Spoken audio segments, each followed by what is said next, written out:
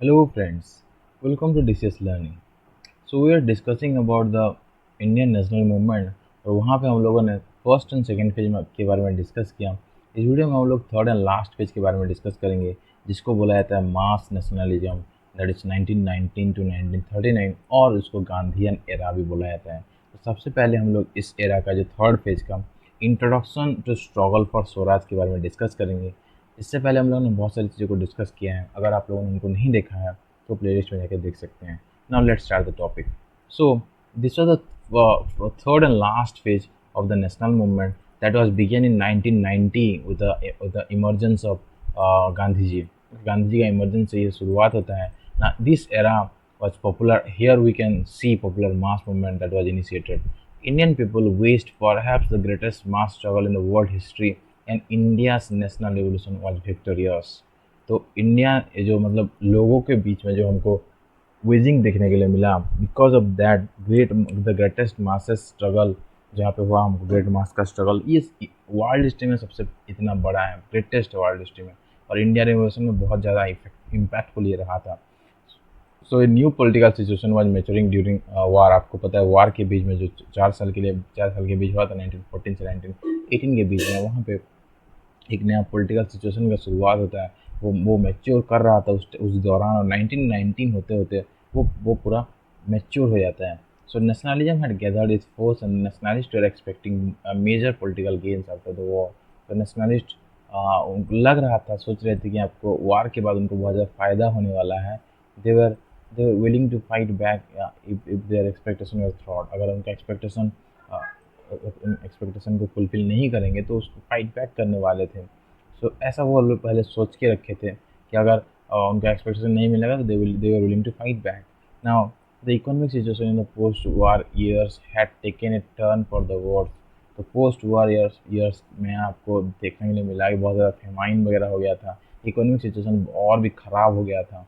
So there was first rise in price पहले rise हुआ, फिर डिप्रेशन हुआ इकोनॉमिक एक्टिविटीज़ के ऊपर, पुअर पर्सन पीजेंट उसका बहुत ज़्यादा उनके ऊपर बहुत ज़्यादा हमको शोषण देखने के लिए मिला, टैक्स वगैरह से, लैंड टीनेन टैक्स और जो लैंड ड्यूटीज़ वगैरह डिफरेंट रहता है। तो उससे बहुत ज़्यादा इम्पैक्टफुल हुए इंडियन पीजेंट्स और poor masses. Indian industry which had prospered during the war because foreign imports in manufactured good has ceased now face losses. जो इंडियन इंडस्ट्री बढ़ रहा था आगे, उसको भी बहुत ज़्यादा लॉस वहाँ पे देखने के लिए मिला था। सो इन सब के वजह से मास नेशनलिज्म को देखने के लिए मिलता है। और उसके साथ साथ क्या हुआ, foreign capital now begin to be invested in India on a large scale. तो फॉरेन कैपिटल भी इंडिया में बहुत ज़्यादा इन्वेस्ट होने लगा लार्ज स्केल पे। Indian industry wanted protection of the industries through imposition of high custom duty and grant of government aid. They realized that a strong nationalist movement and independent Indian government could alone secure this. तो अगर हमको Indian industry को बचाना है तो बहुत ज़्यादा उनके ऊपर ड्यूटीज़ लगाना पड़ेगा, कस्टम ड्यूटी लगाना पड़ेगा, या फिर उनको गवर्नमेंट का एड चाहिए सो दैट वो आगे बढ़ सके, उनका इंडस्ट्री प्रोटेक्ट हो सके। लेकिन ये नहीं हो पाता है ब्रिटिश एरा में। तो उनको लगता है कि नहीं, हम अगर यहाँ पे एक स्ट्रॉन्ग नेशनलिस्ट मूवमेंट होगा या फिर हमारा सेल्फ गवर्नमेंट रहेगा, इंडिपेंडेंट इंडियन गवर्नमेंट रहेगा, तभी जाके अपना इंटरेस्ट सिक्योर हो सकता है, नहीं तो नहीं होगा। उसकी वजह से भी ये लोग उतर आते हैं मास मूवमेंट में।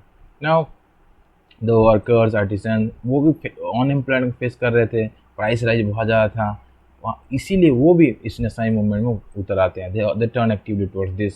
सोल्जर्स भी क्या थे, सोल्जर जो कि अफ्रीका से लौट के आए थे after their victory from the triumph in Africa, Asia and Europe. They imparted some of their confidence and their knowledge of white world to the rural area को वो बताते हैं कैसे वो जीते थे वहाँ पे, और जो बाकी वर्ल्ड में क्या मतलब सब चलता है, डेमोक्रेसी वगैरह जो जो भी अच्छा चीज़ था वो रूरल इंडिया में बताते हैं और उनके अंदर कॉन्फिडेंस जगाते हैं। तो वो लोग सब लोग यूनाइट होकर इस इवेंट में आते हैं।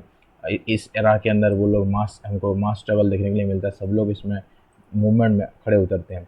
The peasantry the groaning their groaning और डिपेंडिंग पॉवर्टी, बहुत ज़्यादा पॉवर्टी उनके ऊपर था, पीजेंट्री के ऊपर बहुत ज़्यादा लॉस उनको देखने के लिए मिलता था, हाई टैक्सेशन वगैरह देखने के लिए मिलता था।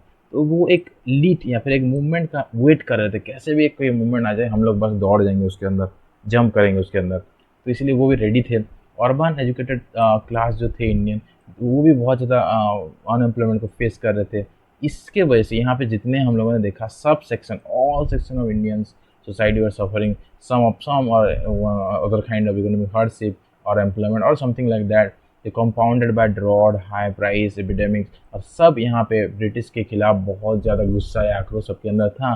और जब एक मूवमेंट का शुरुआत होता है, वो यहाँ पे उतरने का रेडी हो गए थे उतरने के लिए। इंटरनेशनल सिचुएशन भी उस टाइम में फेवरेबल था for this resurgence of nationalism.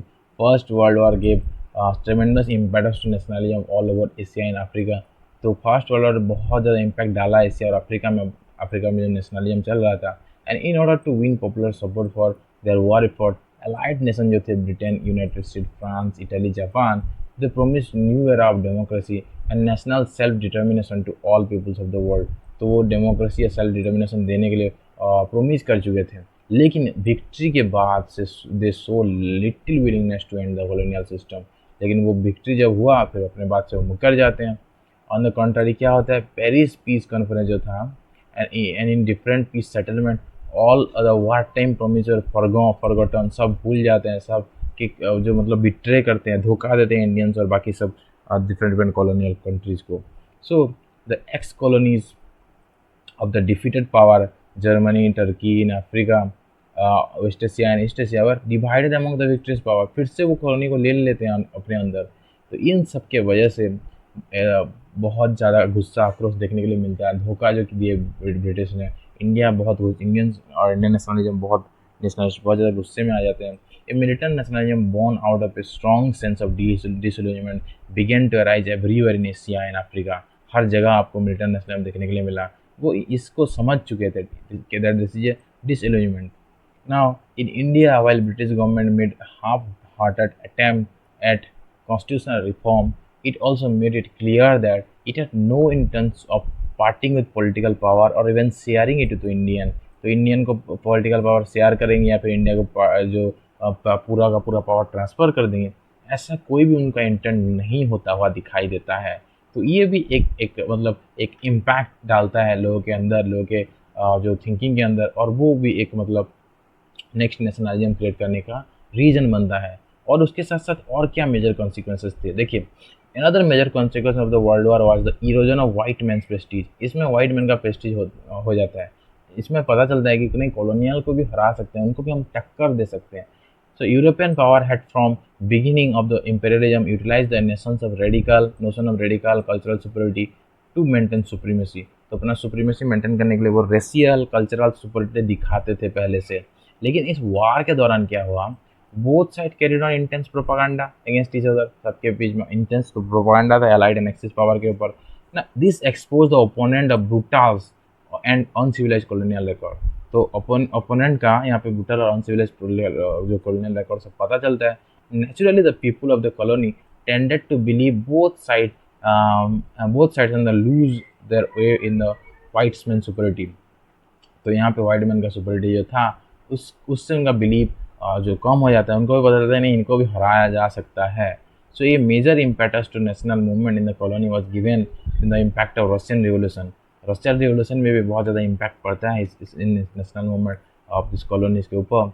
And 7 नवंबर 1970 आपको पता है रशियन रिवोल्यूशन होता है। वहाँ पे बल्शविक रिवोल्यूशन जिसको बोलते हैं, बल्शविक कम्युनिस्ट पार्टी, जिसको लुई 16 हेल्ड करते हैं। और जो लेनिन आपको पता है, लेनिन ओवरथ्रू द जार रेजिस्ट उस time in the Russia and declare the formation of first socialist state. तो लेनिन की वजह से ये होता है। And the Soviet union in the history of the world form होता है उसके बाद। तो उसका पहला सोशलिस्ट सोवियत यूनियन का फॉर्मेशन होता है बिकॉज ऑफ लेनिन उस टाइम का जो जार थे रशिया में उसको ओवरथ्रो करते हैं।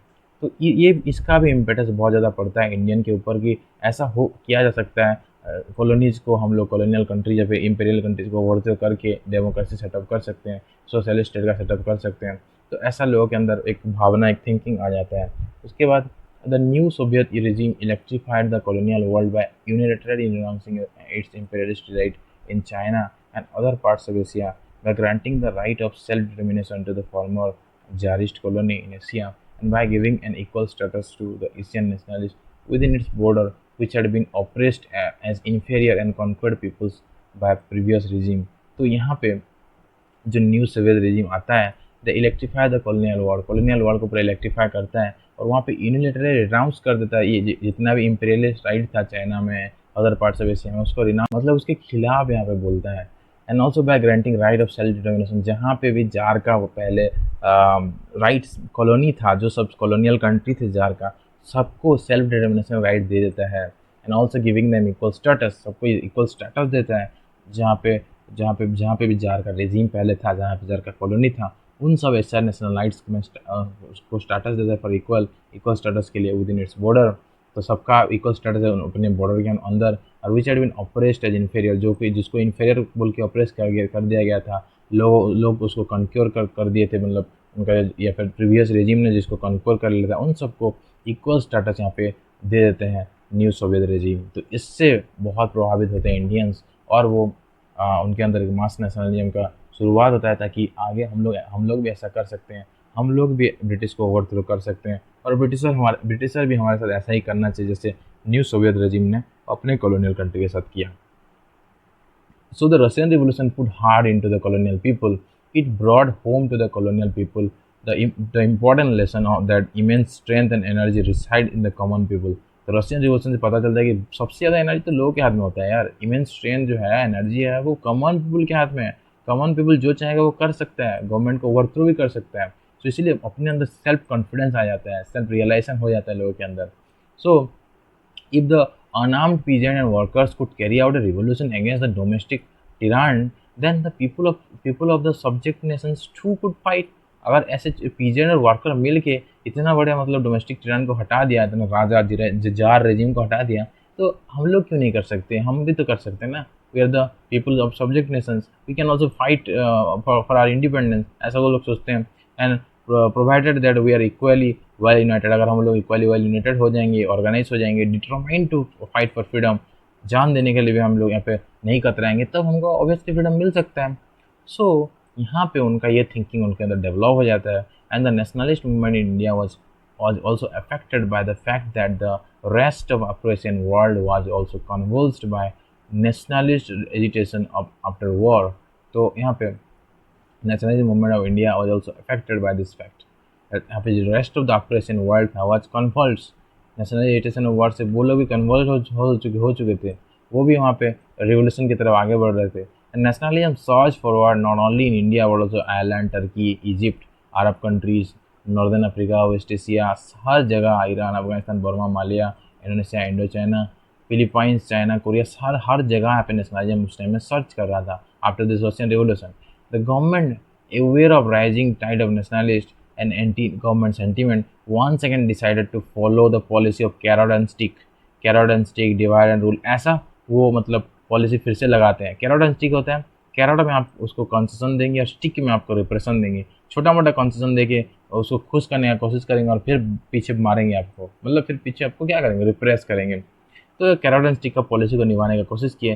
कैरोट था मोंटेगू चेम्सफोर्ड रिफॉर्म, और चिक्स जो आपका जो स्टिक था, मतलब कैरोट था, क्या था आपका मोंटेगू चेम्सफोर्ड रिफॉर्म, और स्टिक जो था वो राउलेट एक्ट था। कैसे है हम लोग यहाँ पे नेक्स्ट वीडियो में डिस्कस करेंगे, कैसे मोंटेगू चेम्सफोर्ड रिफॉर्म और मोंटफोर्ड रिफॉर्म कैरोट की तरह काम करता है, और राउलेट एक्ट कैसे स्टिक की तरह काम करता है, हम लोग उसको नेक्स्ट वीडियो में डिटेल में डिस्कस करेंगे। सो फ्रेंड, इस वीडियो में हम लोग मास नेशनलिज्म में जो पहला मतलब स्टेज था स्ट्रगल फॉर स्वराज, वो कैसे हुआ, कौन से फैक्टर्स थे। इस वीडियो में हम लोगों ने सिर्फ फैक्टर्स के बारे में देखा कि व्हाट आर द फैक्टर्स जिसके वजह से यहाँ पे हमको मास नेशनलिज्म का शुरुआत होता दिखाई दिया।